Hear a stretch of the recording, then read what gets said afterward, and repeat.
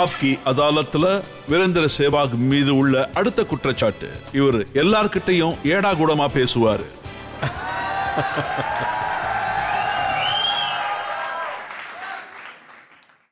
ஒரு தடவை ஒரு டீமோட கேப்டன் பவுலர் உங்ககிட்ட பால் எப்படி போடுறதுன்னு கேட்டப்ப நீங்க சொன்னீங்களா, நீ பவுலரா நான் பவுலரா?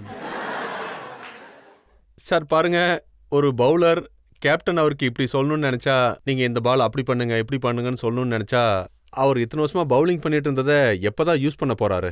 என்னோட வேலை என்னன்னா, ஒரு கேப்டனா அவருக்கு ஃப்ரீடம் கொடுக்கணும். நீ எது வேணாலும் பண்ணு, எப்படி வேணாலும் பண்ணு. என் வேலை ஃபீல்டு பொசிஷன் கொடுக்கறது, உன் வேலை பவுலிங் பண்றது. என்கிட்ட எப்படி பவுலிங் பண்ணணும்னு கேட்காத, போய் பவுலிங் பண்ணு. நல்லா இருந்துச்சுன்னா ஓகே, இல்லனா நெக்ஸ்ட் டைம் முயற்சி பண்ணு. ஒரு கேப்டனா இதை விட பெரிய ஃப்ரீடம் என்ன? மற்ற கேப்டன்ஸ் விக்கெட் கீப்பர் மைக் மூலமா பேசுறது நம்ம கேட்க முடியும். முன்னாடி போடு, கொஞ்சம் தள்ளி போடு, ஷார்ட் பால் போடு, இங்கே போடு. ஏன்னா அது நீங்க அந்த கேப்டனோட பேச்சை கேட்கணுங்கிறதுக்காகத்தான். ஏன்னா எனக்கு தெரிஞ்சு என்னன்னா, ஒரு கேப்டன் பவுலருக்கு ஃப்ரீடம் கொடுக்கணும். அவர் எப்படி பவுலிங் பண்ண விரும்புறாரோ அப்படி, அவர் எப்படி ஃபீல்டிங்கை செட் பண்ண விரும்புறாரோ அப்படி.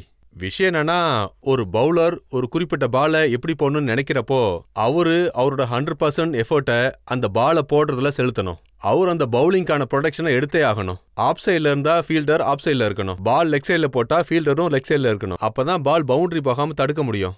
ஆனா ஏபிடிபிள்யூ மாதிரி பிளேயர்ஸ் வந்துட்டா, நம்ம என்னதான் பிளானிங் பண்ணாலும் எப்படிதான் பவுலிங் போட்டாலும் அவர் எல்லா இடத்துலயும் 4 6 தான் அடிப்பாரு. நீங்க அப்படியே ரிவர்ஸா சொல்றீங்களே. லாகூர்ல ஷோயப் அக்தர் பாலை நீங்க அடிச்சுக்கிட்டு இருந்தீங்க, ஒவ்வொரு பாலையும் 4 6 அடிச்சிங்க. ஆனா அப்புறம் அவர்கிட்ட கேட்டிருக்கீங்க, நீ பவுலிங் பண்றியா இல்ல பிச் எடுக்கிறியான்னு.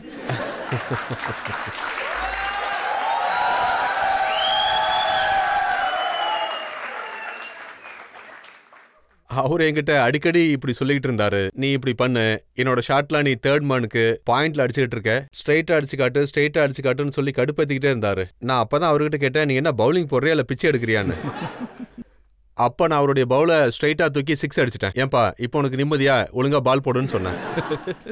ஏன்னா சார், அப்பப்போ கேம்ல இந்த மாதிரி காமெடிலாம் நடந்துகிட்டே தான் இருக்கும். இல்லனா எவ்வளவு நேரம் சீரியஸா நம்ம பேட் பண்ணிட்டு இருக்க முடியும்? ஒரு பேட்ஸ்மேன் பேட்டிங் பண்ணிட்டு இருக்கும்போது ஒரு பவுலர் என்ன நினைப்பாருன்னா, நாம என்ன பேசினாலும் அவர் எதுவும் பேச மாட்டாருன்னு, நாம தான் இப்ப ராஜான்னு. ஆனா அது அப்படி இல்ல. நான் தான் பெருசுன்னு யாரும் நினைச்சிடக்கூடாதுல்ல. நீங்க எது வேணாலும் பேசுவீங்க, மத்தவங்க எதுவும் பேசக்கூடாதா? சோ அவங்க வாயை ஆஃப் பண்றதுக்கு நாம ஏதாவது பண்ணி ஆகணும்ல. வெறுமே பாகிஸ்தானிஸ் கூட மட்டும் தான் பேசுவீங்களா இல்ல மத்தவங்க கூட நீங்க? இல்ல நான் எல்லாரும் கூடயும் பேசியிருக்கேன். உங்களுக்கு ஒரு முக்கியமான விஷயத்த சொல்றேன். ஆஸ்திரேலியால ஒரு மேட்ச்ல நானும் சச்சினும் பேட் பண்ணிட்டு இருந்தோம். அப்ப அந்த நேரத்துல மைக்கேல் கிளார்க்னு ஒரு புது பிளேயர் வந்தாரு. அவர் அடிக்கடி போய் சச்சின் கிட்ட ஏதோ சொல்லிக்கிட்டே இருந்தாரு, நீங்க ரொம்ப டயர்டா இருக்கீங்க, உங்களுக்கு ரொம்ப வயசாயிடுச்சு, உங்களால அடிக்க முடியலன்னு. அவரும் ரொம்ப நேரமா பேசிட்டே இருந்தாரு. நான் அப்ப அவர்கிட்ட போய் கேட்டேன், என்ன சார் உங்க வயசு என்ன? அவர் சொன்னாரு 23ன்னு. அப்ப நான் அவர்கிட்ட சொன்னேன், அவர் அதை விட அதிகமான 100s அடிச்சிருக்காருன்னு. நான் அவர்கிட்ட இது வரைக்கும் எத்தனை மேட்ச் விளையாடி இருக்கீங்கன்னு கேட்டேன். அவர் அதுக்கு 10-12 மேட்ச் விளையாடி இருக்கேன்னு சொன்னாரு. நான் அவர்கிட்ட அதிகமான விக்கெட் அவர் எடுத்திருக்காருன்னு சொன்னேன். நீங்க எதுக்கு அவர் அடிக்கடி தாழ்த்தி பேசிட்டு இருக்கீங்கன்னு கேட்டேன். அப்ப அவர் சொன்னாரு, நீங்க போய் உங்க வேலையை பாருங்க அப்படின்னு. நான் திரும்ப அவர்கிட்ட கேட்டேன், உங்க ஃப்ரெண்ட் இருக்காரு, அவர் உங்களை என்ன பேர் வச்சு கூப்பிடுவாரு அப்படின்னு கேட்டேன். அவரு பக்குன்னு சொன்னாரு. நான் அவர்கிட்ட நீங்க என்ன பிரீடுன்னு கேட்டேன். அந்த பிரீடு நாயை நான் வாங்கிட்டு போலான்னு இருக்கேன்னு சொன்னேன். ஸோ அவர் வாயடிச்சு போய் அதுக்கப்புறம் பேசுறதே நிறுத்திட்டாருன்னா பாருங்களேன். ஒரு சில வாட்டி இந்த மாதிரி பேசுறவங்களோட வாயடிக்க நாமளும் பேசிதான் ஆகணும். ஸோ நாங்களும் இந்த மாதிரி மேட்ச் கடையில் கேலி கிண்டலுமா பேசிட்டு தான் இருப்போம். ஆனா உங்களையும் கிண்டல் பண்ற அளவுக்கு யாராவது இருக்காங்களா? ஆமா, என் பசங்க தான்.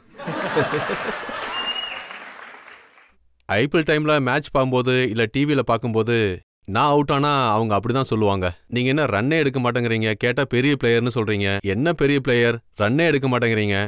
அப்புறம் ஸ்கூல்ல எங்க ஃப்ரெண்ட்ஸ் எல்லாம் எங்களை எப்படி கிண்டல் பண்ணுவாங்க தெரியுமா? ஸ்கூலுக்கு போனா நீங்க பிளேயரே இல்ல, உங்க அப்பா பேட்ஸ்மேன் இல்லைன்னு சொல்லுவாங்க.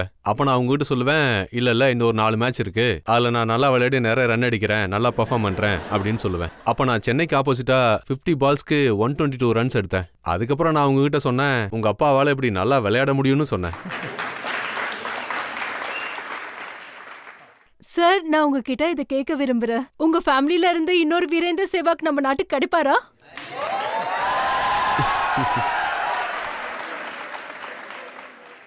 பாருங்க, இந்த கேள்விக்கு பதில் சொல்றது ரொம்ப கஷ்டம். என்னோட பசங்க 2 பேரும் ஸ்போர்ட்ஸ்ல இன்ட்ரெஸ்டா தான் இருக்காங்க. அவங்க கிரிக்கெட்டும் ஆடுவாங்க, ஃபுட்பாலும் ஆடுவாங்க, ஸ்விம்மிங்கும் பண்ணுவாங்க. நாளைக்கு அவங்க எந்த கேமை சூஸ் பண்ணுங்கிறது அவங்களோட விருப்பம். ஒரு பேரண்டா அவங்க ஆசைப்படுறதுக்கு நான் சப்போர்ட் பண்ணணும், அவ்வளவுதான். அவங்க என்ன செய்ய ஆசைப்படுறாங்களோ அதுக்கு நான் உதவி பண்ணணும். நான் என்னைக்குமே அவங்கள ஃபோர்ஸ் பண்ணவே மாட்டேன். அவங்க கிரிக்கெட் தான் விளையாடணும், இல்ல நான் சொல்றதான் கேட்கணும் அப்படின்னு சொல்லவே மாட்டேன். அவங்களுக்கு தோன்றதை அவங்க செய்யட்டும். ஒருவேளை அவங்க கிரிக்கெட்டை தேர்ந்தெடுத்தா கண்டிப்பா கிரவுண்ட்ல பார்க்கலாம். Thank you sir.